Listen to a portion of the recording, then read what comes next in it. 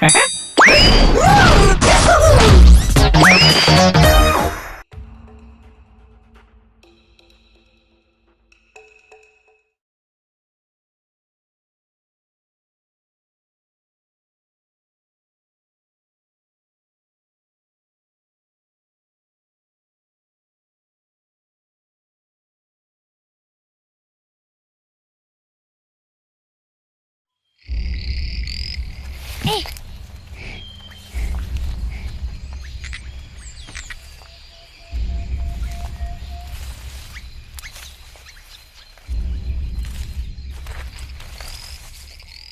阿爸，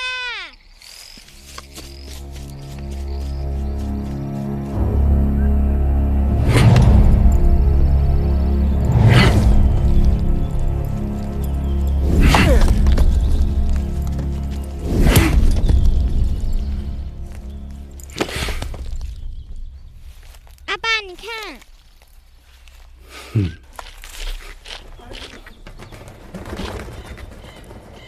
阿爸，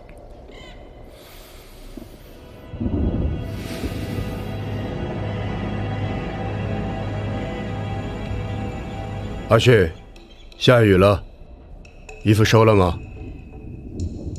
去吧，去吧。阿旭，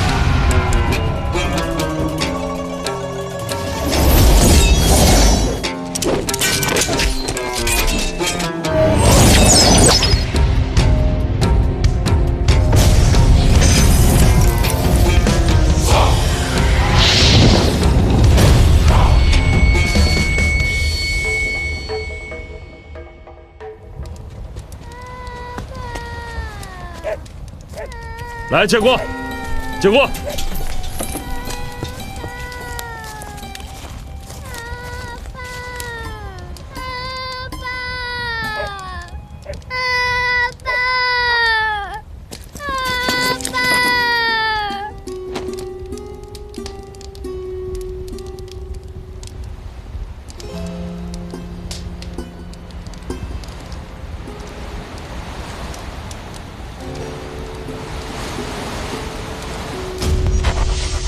八大高手薛立氏的苍龙破，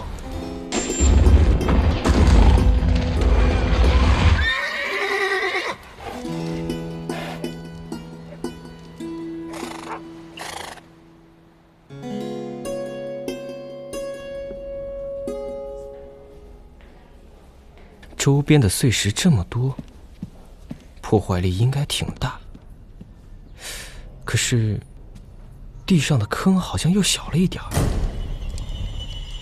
似乎是天上的火球，在落到地面之前遇到了什么阻力。这个就不太像是天灾了。可是，那阻力又是什么呢？难道是两招苍龙破在空中相撞？说的容易，小峰，你看了那么多的武学典籍，你也练一个给大伙看看呢。这世上还有另外一个人，也会薛力士的独门绝技，他们俩没事练练闹着玩儿。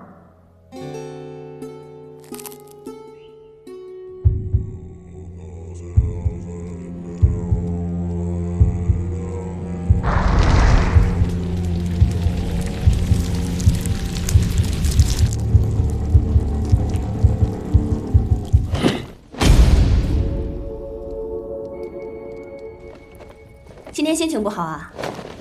怎么见谁打谁呢？最近教授有变，不要再回庄上了。即刻启程去扬州找你弘毅，如果有事，让他带你去找你爹。这是信物，你拿着，不要带随从，独自上路。好啊，反正我也好久没见弘毅了，正好可以去扬州玩玩。妍儿，在外面少打架，多吃些糖。知道了。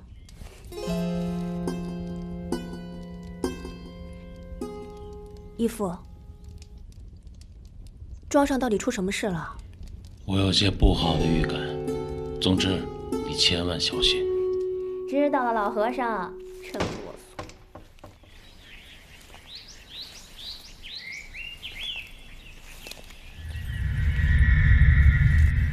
来喝茶。来。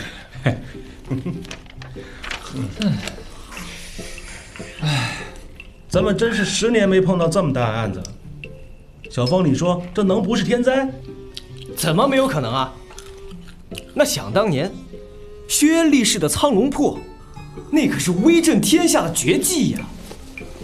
要我说呀，这8大高手也确实老了，中原武林早该换代了。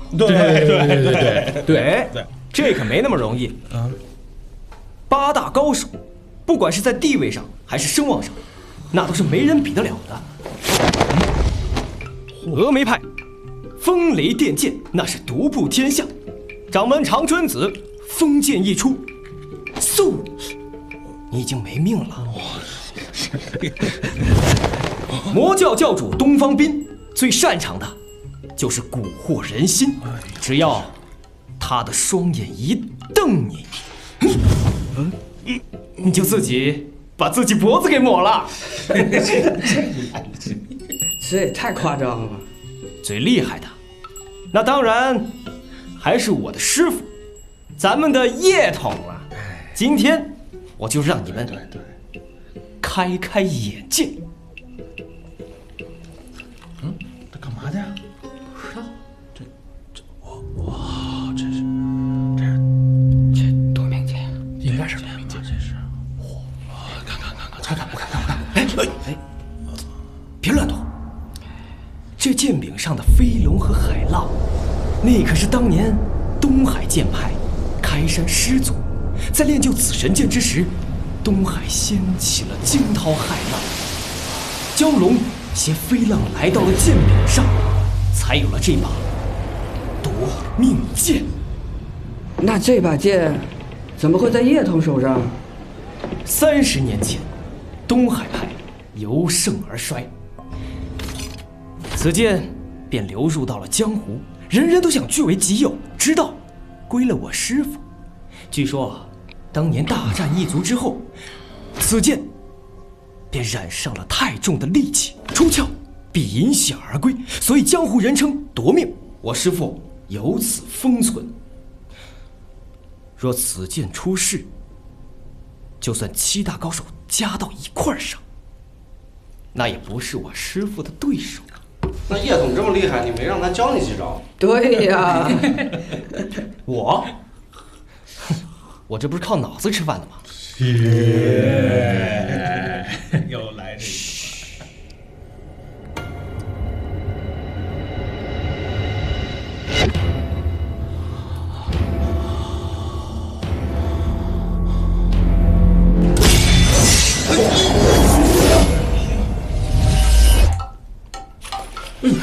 叶总，你们出去。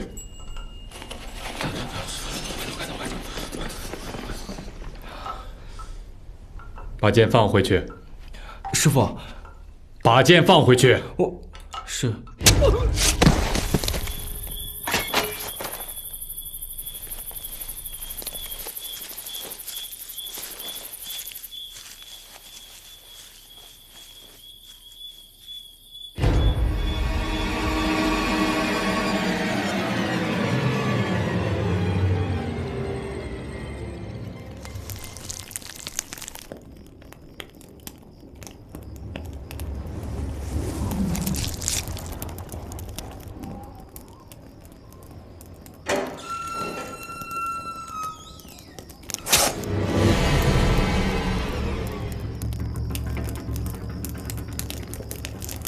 东方兄，你想要我的命说一声便是，何必还派人来？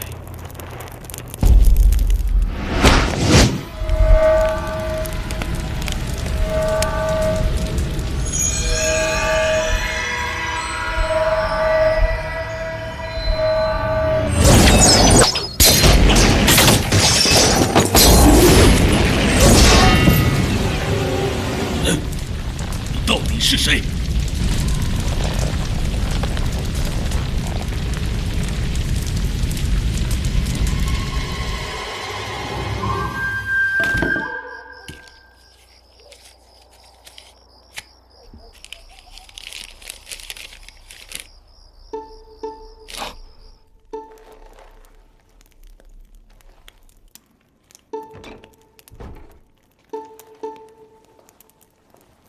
还不进来？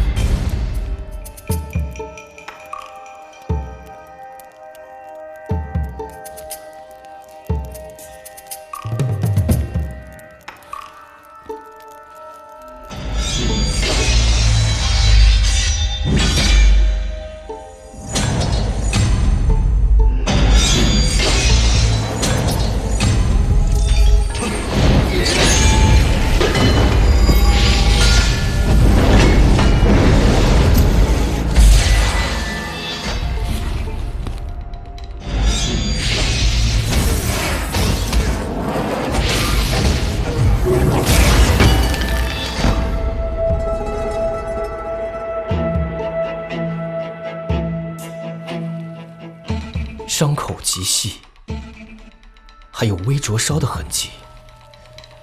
难道是狂风烈焰刀？难不成凶手是八大高手中的赵成风？不，他就是赵成风。赵成风曾是魔教长老，据说近些年与东方斌不和，于是便去隐居。我想，这个应该是魔教内部的事情。薄至无形，力可断金。除了赵成风的狂风烈焰刀，我实在想不出来江湖中还有什么武功能够做到这一点。那你的意思是，赵成风也是死在自己的武功之下？大家想啊，这些独门功夫是多少年千锤百炼，其实多一个人知道也不为稀奇吧？那我们该怎么查？听过几句江湖传言，就在这儿胡乱吹嘘。师傅，我可没瞎说啊！江湖曾有长孙一门，精通百家武学，能以其人之道还治其人之身。如果这样说的话，也不是没有可能啊。既然你不信门中同僚，只信沙洪帮那帮匪类的传言细说，那这六扇门就不是你该待的地方。不如去摆个茶摊，撂地卖口，任你说，由你讲。师傅，我不是从今日起，免去段晓峰职务，交令牌。师傅，交令牌。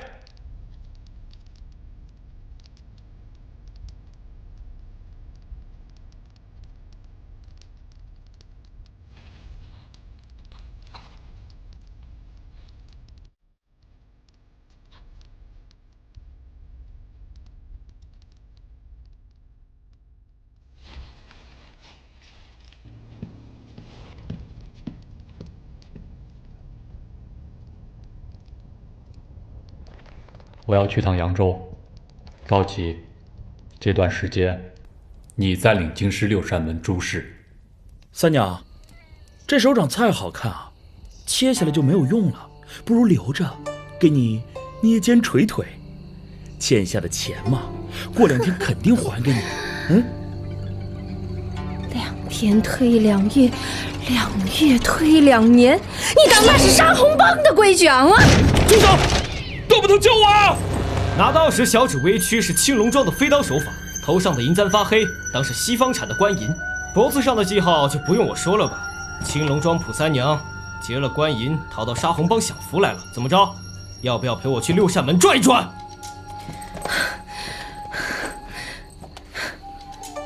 滚！小芳，你这次来的太及时了吧？想喝酒了？我早就跟你说了啊，当捕头也挣不了几个钱，不如你跟我去沙洪帮混啊！我上回给你的消息你查了没？说来奇怪，老和尚死的那天晚上，整个庄子被一场大火都烧光了，这事儿太过蹊跷。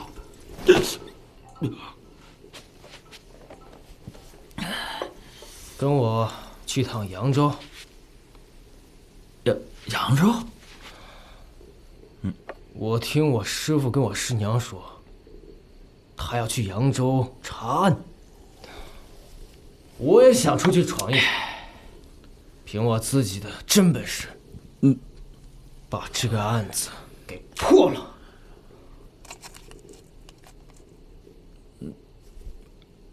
你们这些人呐，就是饭吃饱了，书读多了，没事找事儿。哎，你可别忘了，你现在可是连令牌都没有了。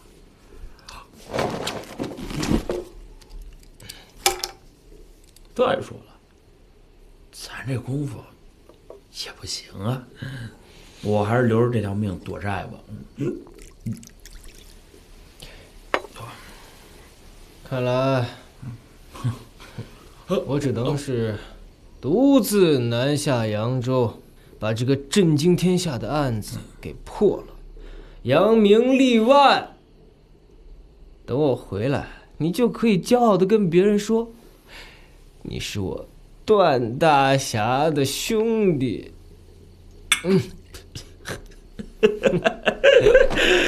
好，好，好，段大侠，我等着啊。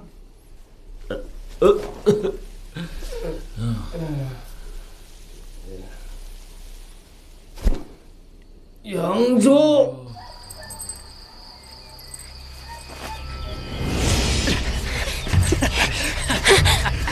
大哥，你今天是跑不了了。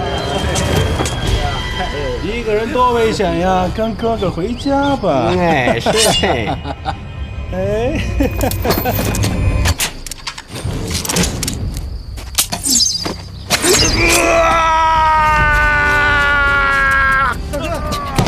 抓住他！抓住他！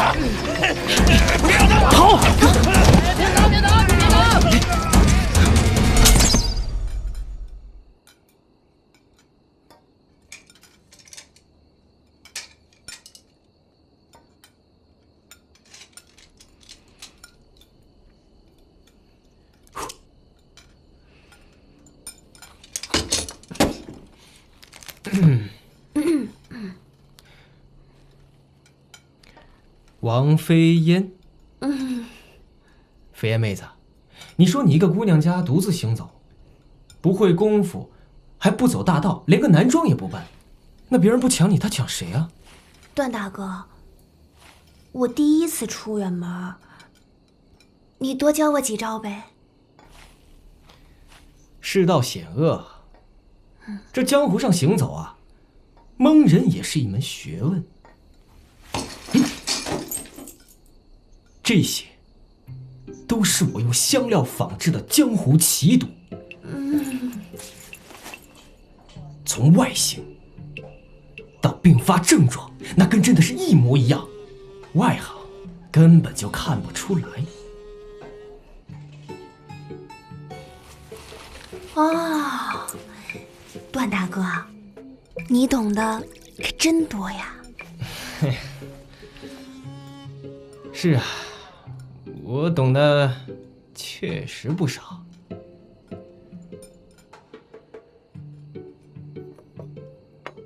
比如，就拿你这块雪玉来说，一个路边买的普通事物，也有什么讲究？300多年前，江湖艺人柳风岩创造了一门毒功，能将人体的血液封制化为晶石。后来呢？后来因为功法太邪，必遭天谴。后来几经周折，最后落到了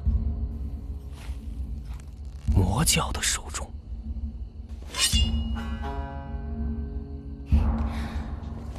段大哥，有没有人告诉你，懂得越多，活得越短呢？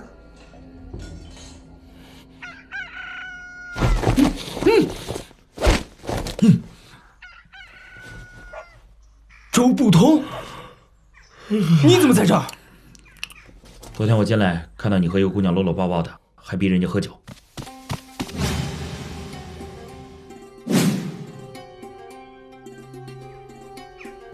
然后呢？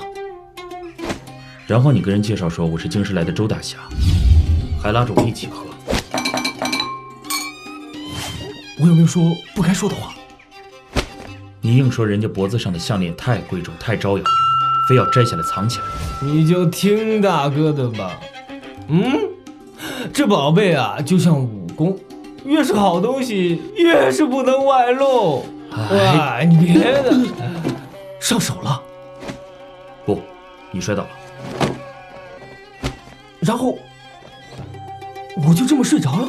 没有，你摔倒之后就把项链的事情给忘记了，还非要拉着我们拜把子。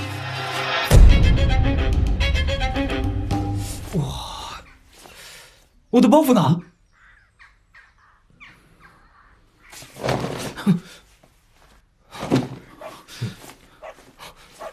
大哥，你不是号称江湖上门门道道无一不通的吗？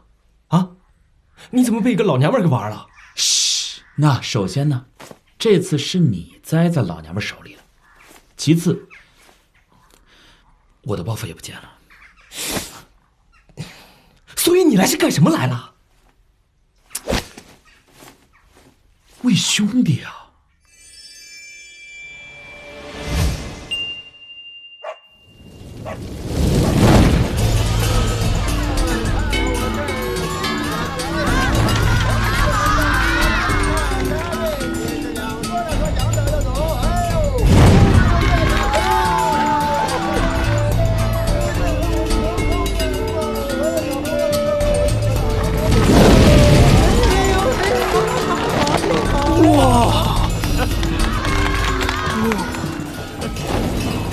哎，你说这要管这条街，得收多少钱呢？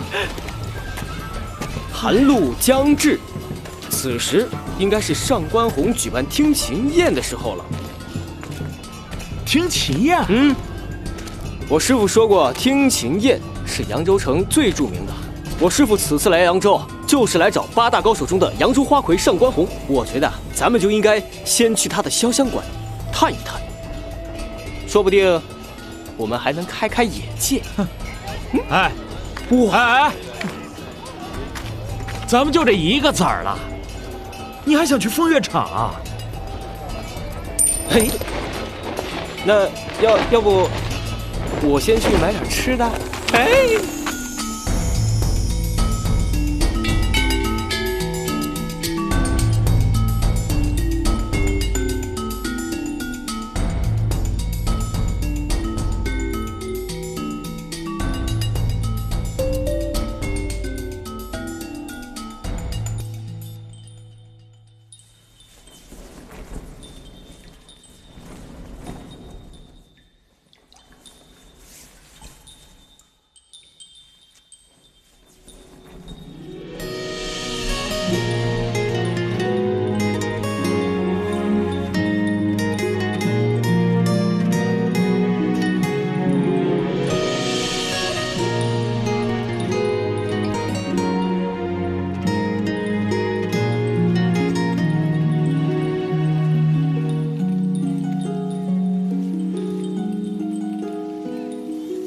听琴宴，共设33席，得飞琴令者，便能于寒露之夜共赏佳音。烦请各位将东西给我让开！按上，如若我们满意，飞琴令自会奉上。神兵1把，幻听琴宴2席。此宝物潇湘馆伙房已有数把，劳烦客官明年携宝再来。你们可瞧不起我干嘛？哎，2位且慢。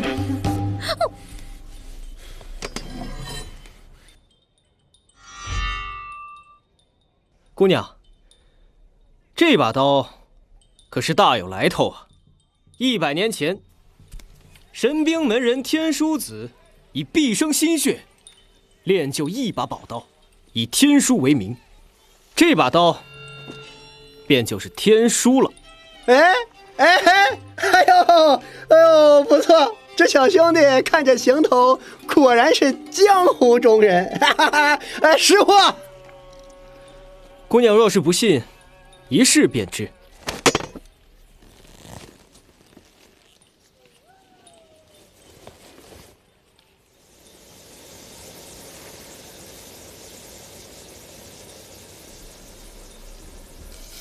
哎，怎么折了？那应该是假的吧？吸引我们！哎，别打！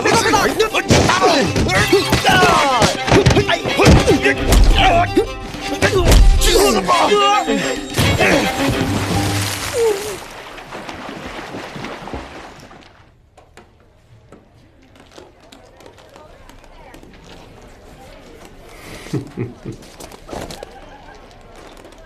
？3人行，可有朋友凑一桌？黄昏到，当有客人下山来。请。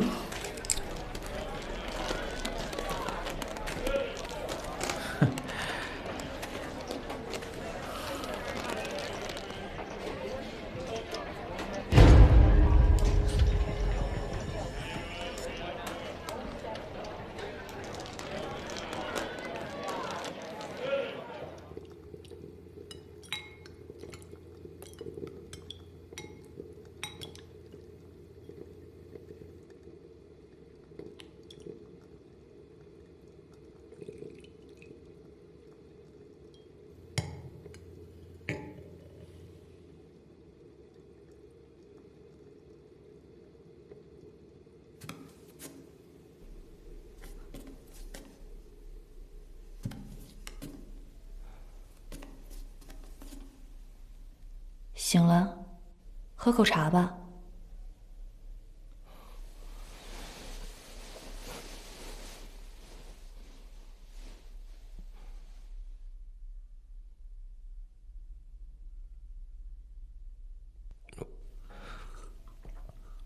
好些了吗？好多了。有位姑娘帮我一块把你扶进来的，说和你认得。我不认得什么姑娘。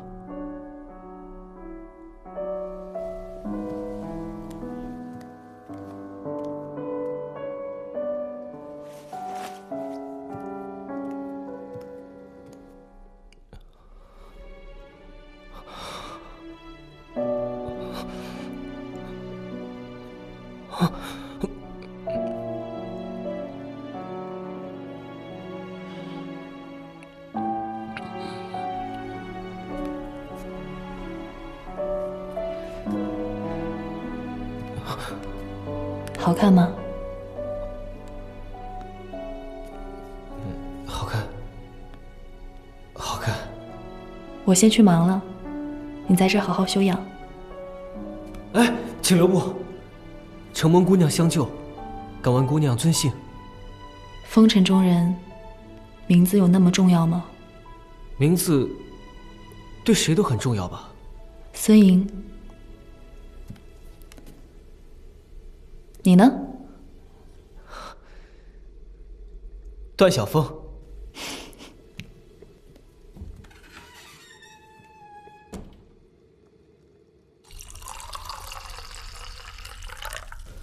小兄弟来扬州，感觉如何？头一次见这样的赌坊，出钱成风啊，真是开眼了。赌只凭运气，哪有什么意思？比出钱才有意思。在下周不通，董堂主命我到扬州拜见米老板。听老董说，你跟京师六扇门很熟，所以专程请你来帮忙。最近，他们总督统叶无忌已到扬州，似乎会有大动作。劳烦小兄弟替我多留心，帮我通个风，报个信。城内行事如有不便，提我名字。米老板豪气。早听老董说，小兄弟是个聪明人，这事儿办好了，也能审你做个堂主。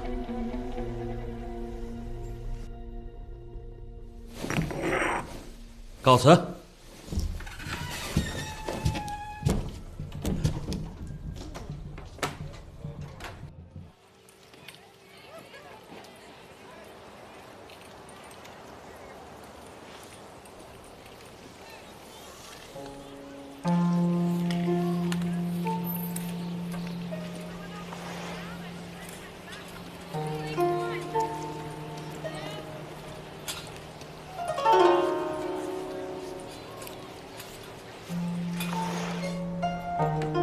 今年听琴宴，有头有脸的门派来的不少啊。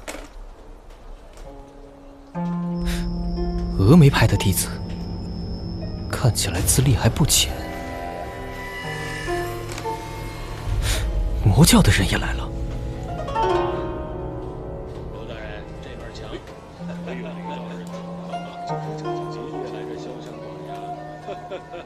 听说这潇湘馆的琴声。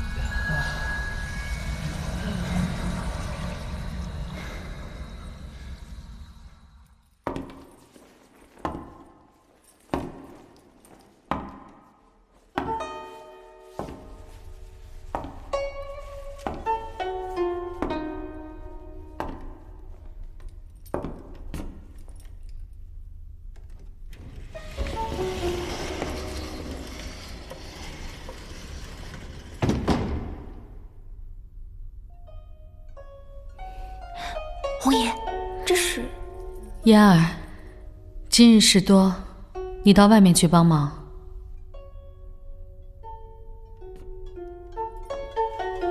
还记得吗？20多年前，我们初次相遇，便是在这扬州的听琴宴。那时候的你风度翩翩。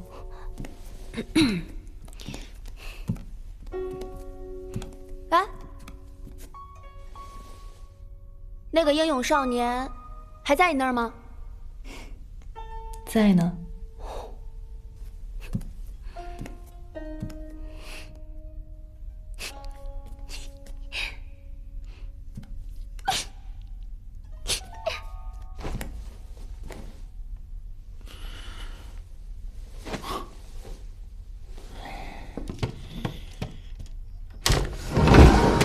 你这标记做的也太隐蔽了，让我一顿好整啊！哟，这地方不错啊，啊？嘿嘿，多钱一宿啊？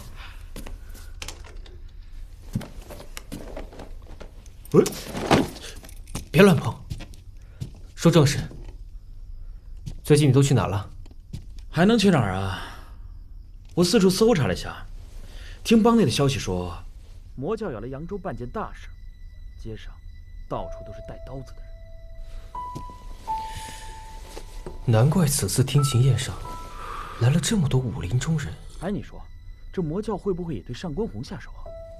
现在来看，凶手可能是冲着8大高手来的。你看，如果是魔教清理门户，杀赵成风也就罢了，可为什么要杀薛立士呢？赵成风死了，又是你！怎么死的？说。被狂风烈焰刀杀死的。你怎么知道？当时你也在场，被谁杀死的？京师绿山门查案的。怎么证明？你还知道些什么？情况不明，我们也正在追查。来，飞燕妹子，来，好歹咱们也是拜过把子的兄弟啊，有什么话不能用嘴说，非要用刀子说呢，对吧？哎，先坐。你也坐。哎，你吃橘子吗？我给你剥个橘子吃吧，皮可薄了，特别甜。死的那个和尚有个义女，住在五柳庄。王姑娘，你跟赵成风是不是有什么瓜葛啊？跟你有什么关系啊？当然有，我们了解的越多，才能查得更快。就凭你还记得我说过的吗？懂得越多，活得越短。哎，你干什么？人家不想说就不说嘛。飞燕姑娘，你怎么在潇湘馆啊？我是上官红的亲戚。查案是我们的职责所在，你肯定也很想知道凶手到底是谁。不如我们合作一把。哎，这个好。你想，你是上官红的亲戚，我呢又有道上的消息，小风他有脑子，咱们仨在一块儿，简直是天作之合。现在可以断定，凶手是冲着8大高手来的。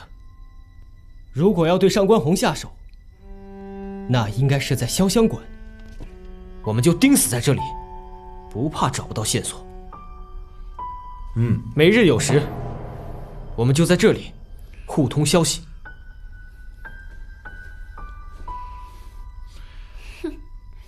在意。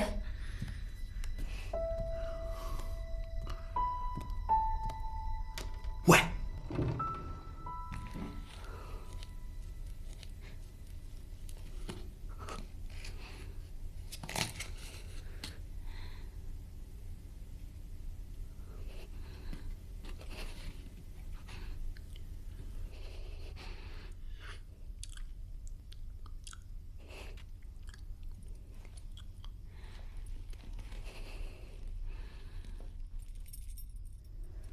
嫣儿，怎么了？红爷，我姨父是不是不在了？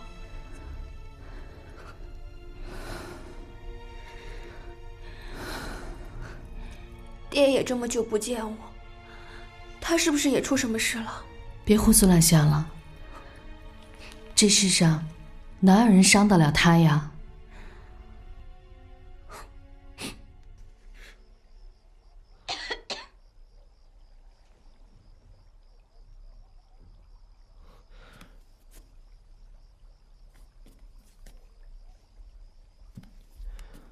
润润嗓子吧。谢谢。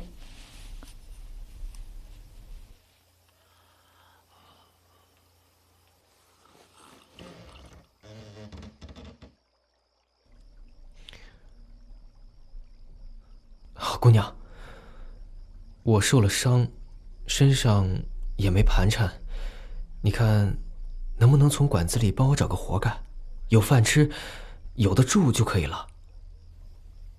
为什么不给家里人送封信？我是个孤儿，没有家人。姑娘呢？不记得了。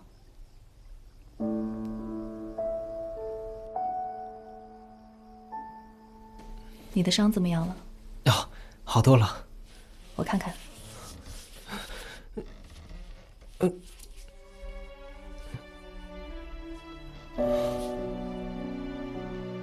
留在馆子工作，你还准备住在这儿吗？我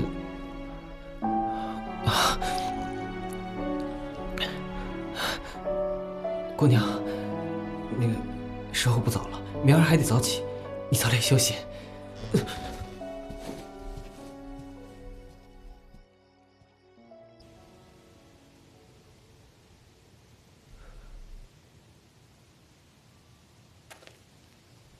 苏合香，不是昨夜上官红所点的香。昨夜的宾客里应该也没有人用这种香，难道还有人来过这儿？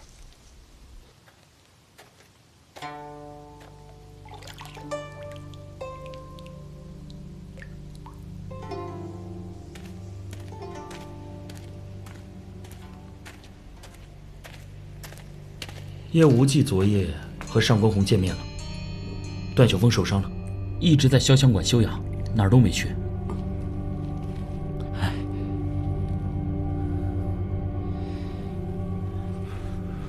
那姑娘呢？哪个姑娘？昨晚那个。哦，她是上官红的侍女，是我安插进去给我通风报信的。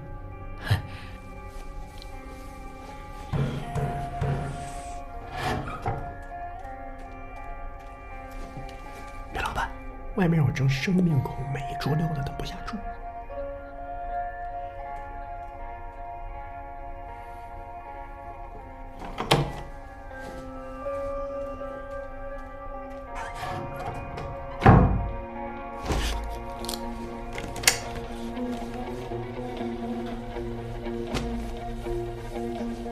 羞。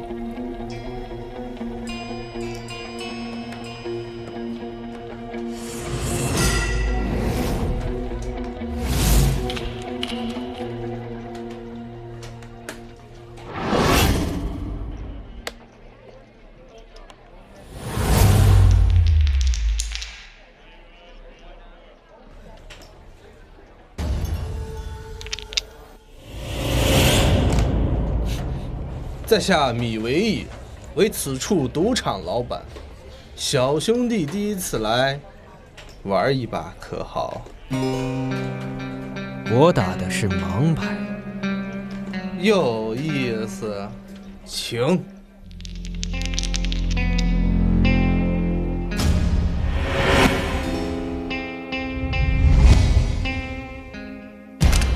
他手掌手指都有后茧，应该练过刀剑一类的兵器，且无名指和小指的茧尤厚，练的该是较为灵活的轻刀轻剑。是西川派、飞云门，还是峨眉派？我曾听人说，对赌就像比武，高手之间胜负只差分毫。有的看本事，有的却看命。我命不好，从来只凭本事。清一色，七星连珠，承让。米老板真是高明。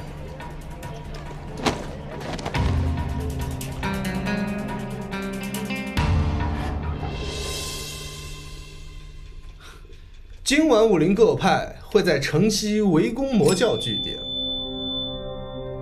你把这个消息告诉段小峰。交给我吧。这透骨钉没有我的独门解药，生不如死。事成之后，回这儿来找我，到时候解药、钱、堂主的位子都是你的。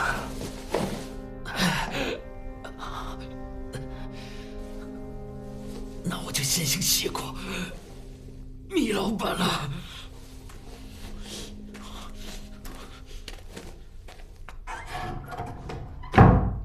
此人不可再用。此人无足轻重，事成之后杀了便是。倒是我们既然已经确认了萧炎可的住所，还需尽快通知掌门师伯。我师父月初就已经带人下山，不久就将抵达扬州。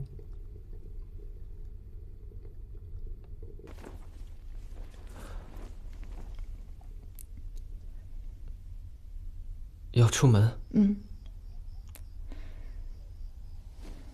哎，孙姑娘，要是有人欺负你，按下这个红钮，就能让他睡个3天。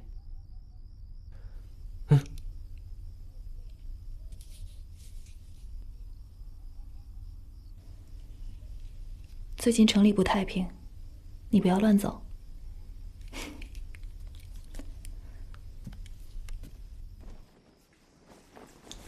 这么看，这次凶手的确是冲着8大高手来的，你还是多加小心。你不也是8大高手之一吗？我们都老了，有些事我们管不了了。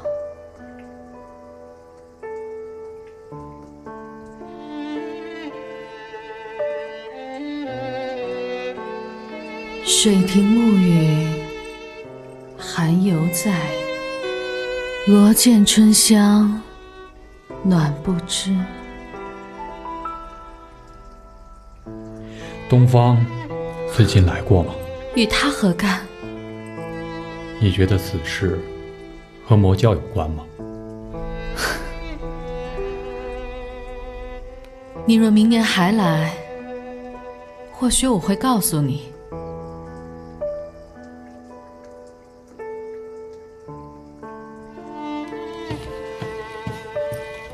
叶童，刚传来的消息，魔教有人来扬州，各大门派准备围攻其城西据点。还回来吗？我去就回。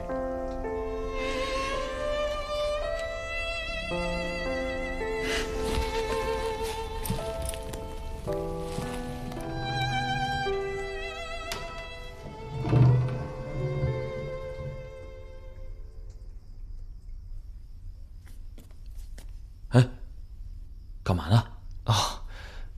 没事。哎，不痛啊，我今天去了馆内的一个赌坊，那个老板身上有功夫。据说上官红和东方斌关系匪浅，此处应该有魔教的眼线，莫非此人就是那个王飞烟？跟上官红和赵成风都有瓜葛，应该也是魔教的人。根据消息，今天晚上正派人士会在城西据点围攻魔教。围攻魔教？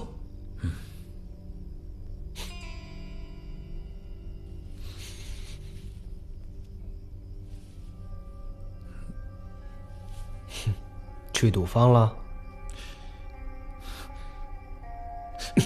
事关重大，这几天就不要天天想着赌钱了。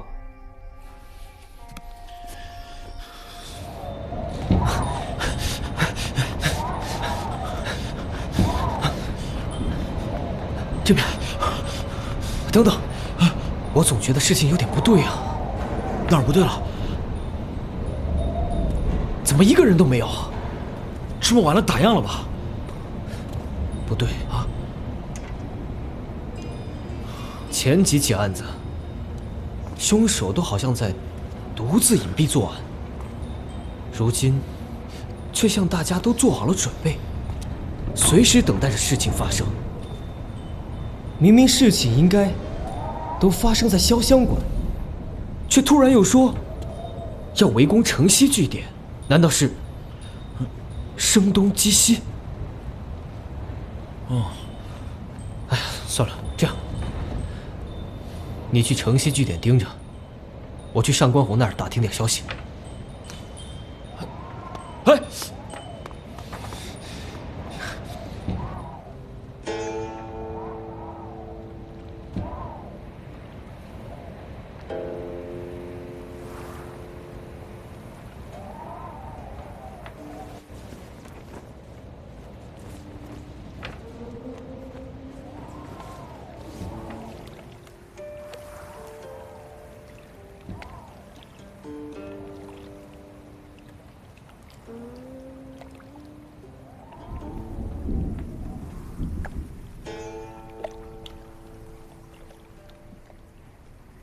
肩膀借我靠会儿。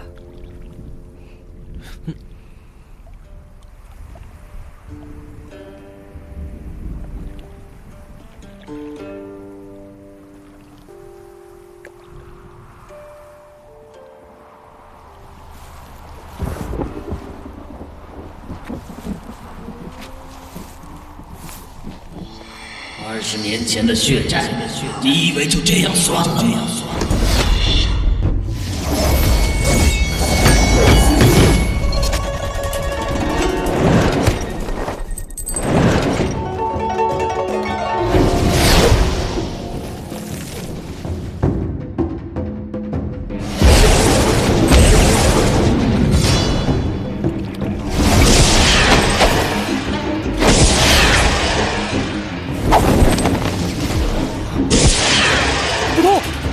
去找师傅，快！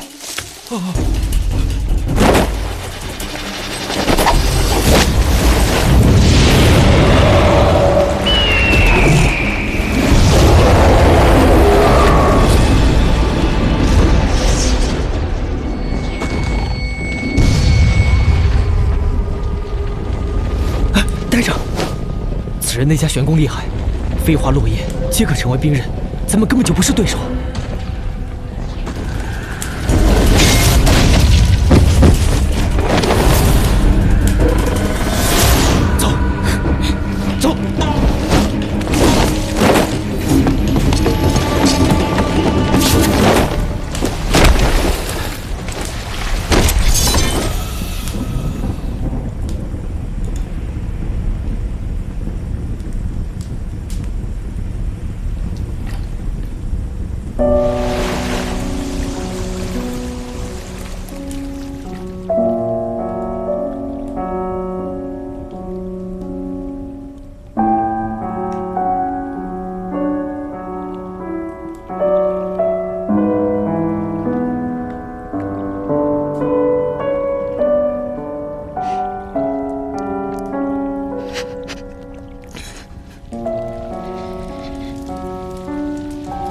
封锁现场，闲杂人等不得入内。馆内客房逐一搜查。最近一直传言魔教在扬州会有动作，上官红一死，这笔账肯定算到魔教头上。我知道你和赵成风的关系，所以此地不宜久留，我们一定要先离开这里。走。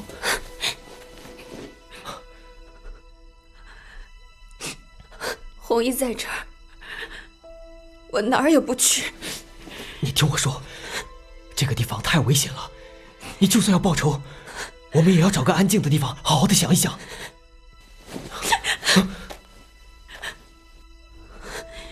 这就要走了。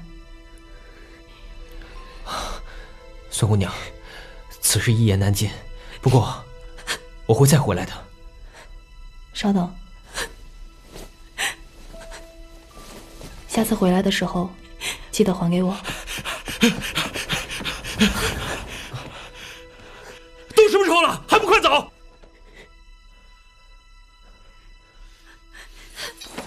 孙姑娘，你也找机会离开这里。你煮的茶这么好喝，找个地方开个茶摊也好。走，走，走。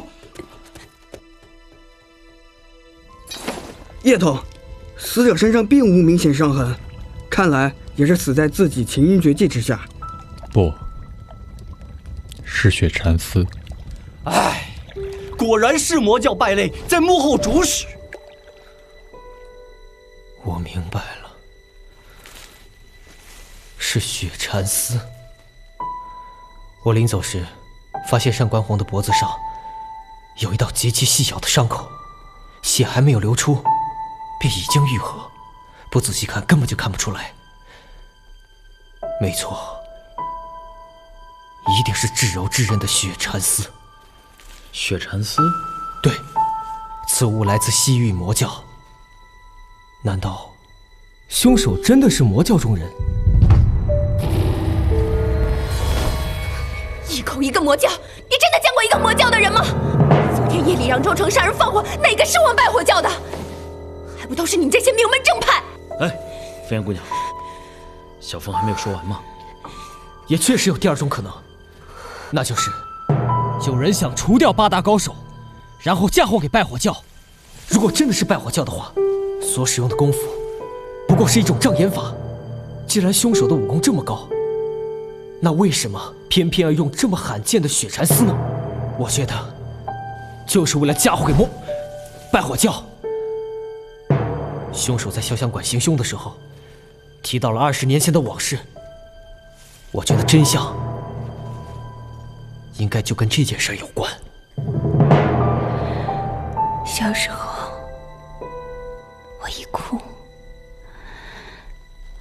我姨父就拿糖哄我。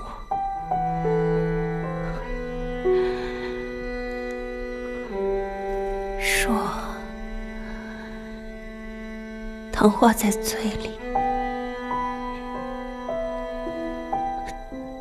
人就不伤心了。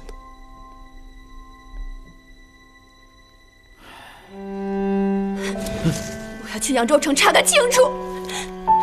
我们现在应该先想想凶手下一步去哪儿。查案就是在跟凶手抢时间。我本是要去扬州城，你现在去有什么用？别想让我杀谁！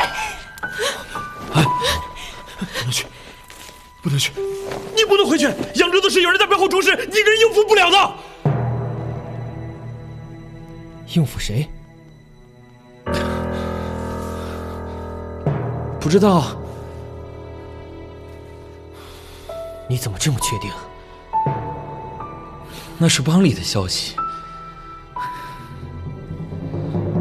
杀红帮一个小小的帮会，怎么可能知道这么大的秘密？你之前跟我说你不来扬州城，可你又莫名其妙的跟着我过来。你是不是去过赌场？那个空心骰子是不是你留下的？你在给谁传信号？你到底是谁？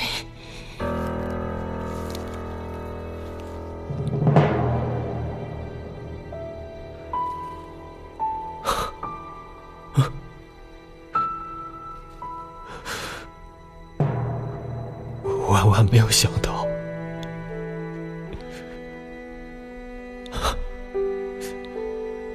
跟我从小长大的兄弟，居然是个叛徒！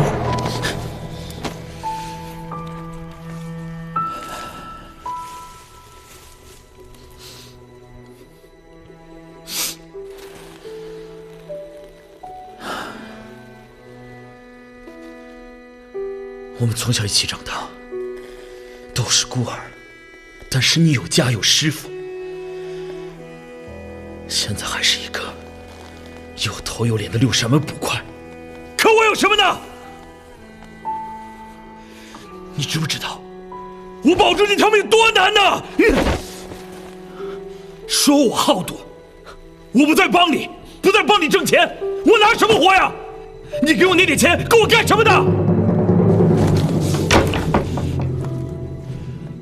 我还告诉你了，他们下一个目标就在隔壁的吴仓村，有种你他妈去啊！你站住！让他走！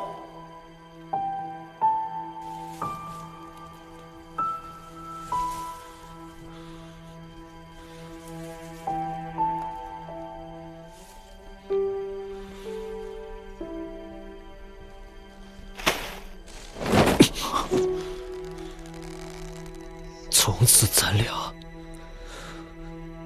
恩断义绝。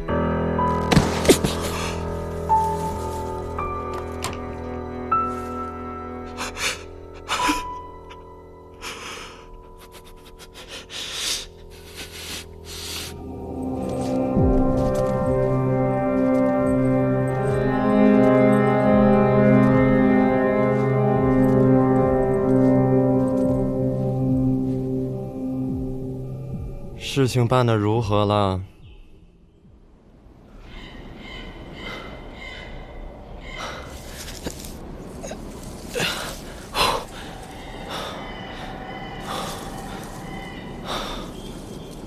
应该就是这儿了，吴仓村。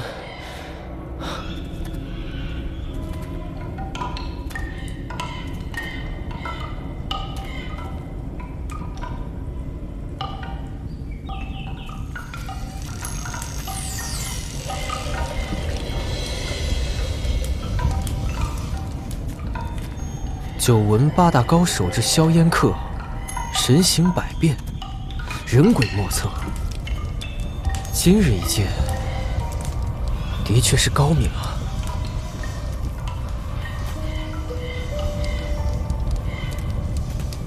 今日没有演出，3日后再来，请回。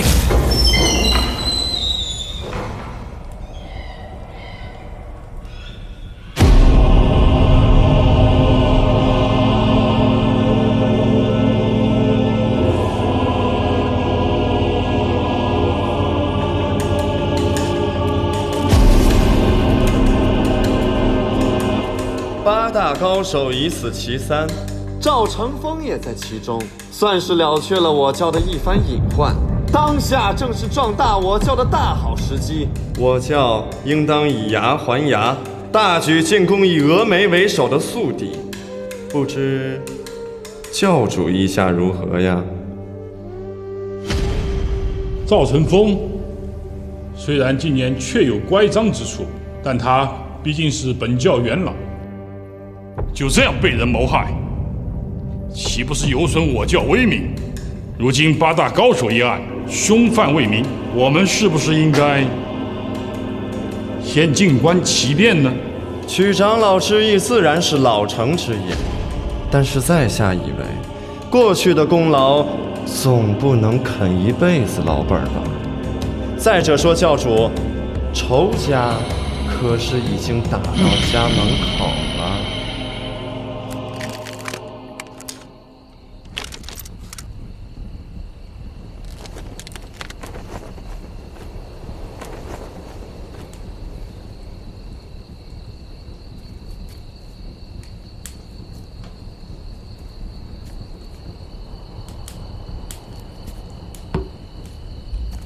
这酒不是给老夫喝的吗？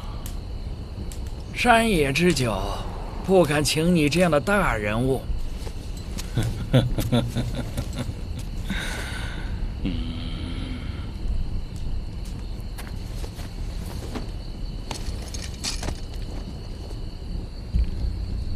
小兄，多年不见，你还是老样子。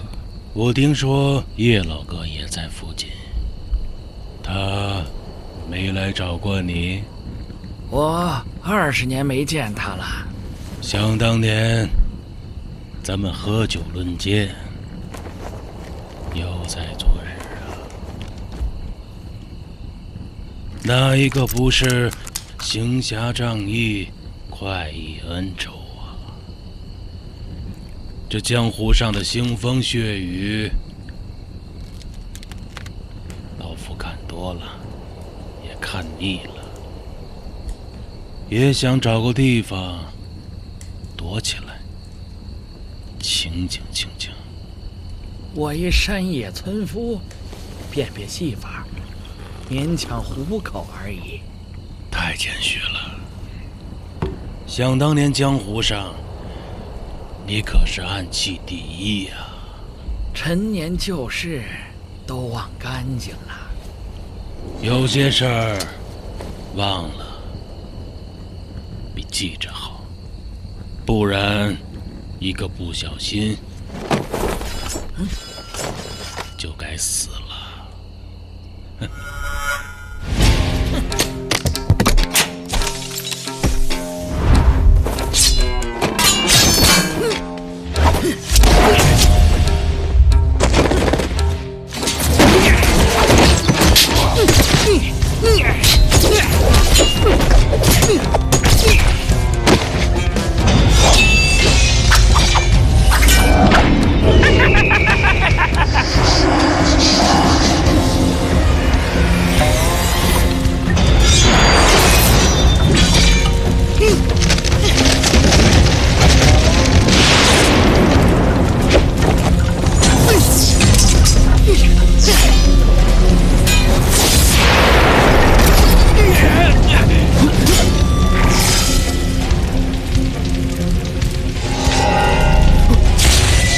你们是谁？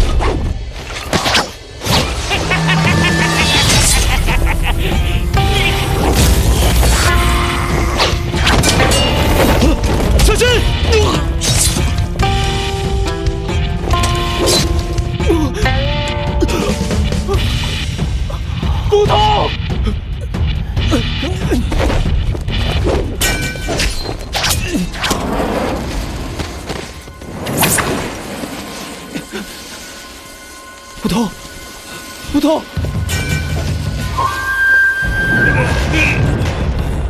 撤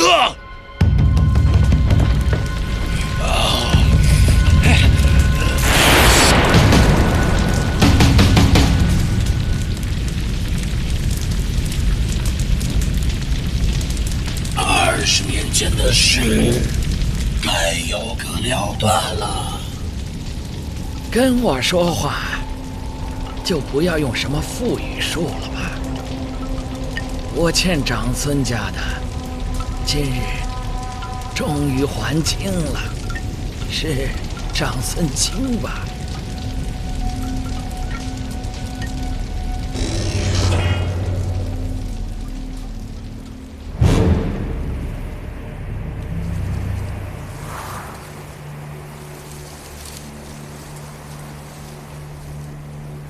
不痛，不痛。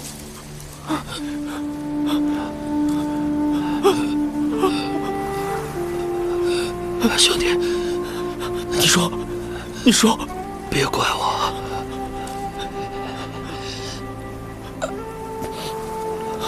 我来扬州，却是守帮会之命。潇湘关的毒方不是魔教的，他背后的势力不好惹，你一定要小心。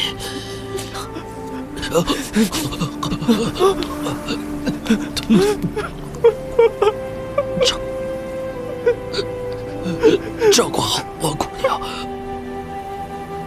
我也想当大侠，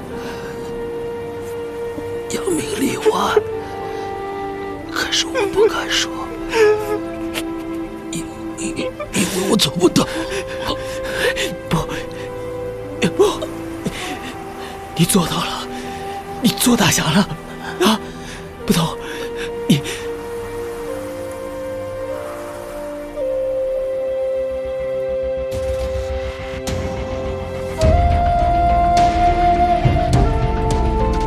从此咱俩恩断义绝。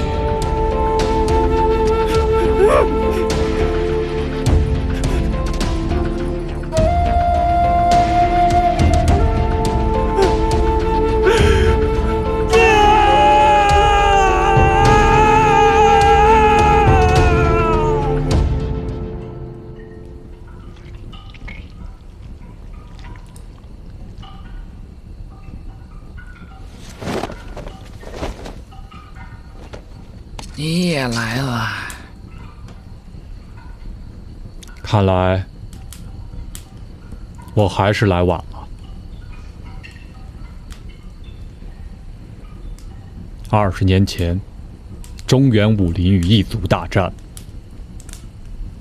你们怀疑是长孙家做了内应，于是联合各大门派，将之灭门。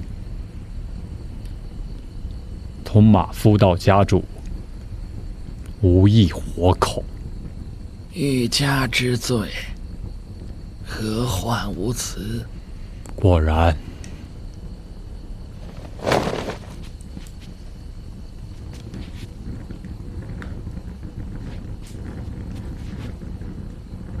听说长孙家尚有义子在人世，是他吗？长孙家已无遗子了。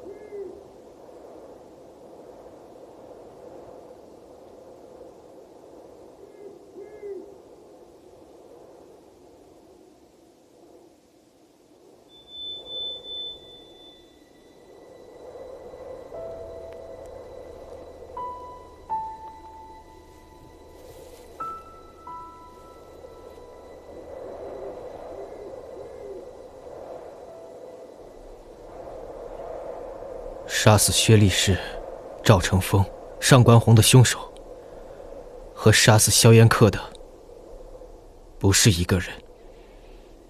一切应该都和20年前的那桩往事有关。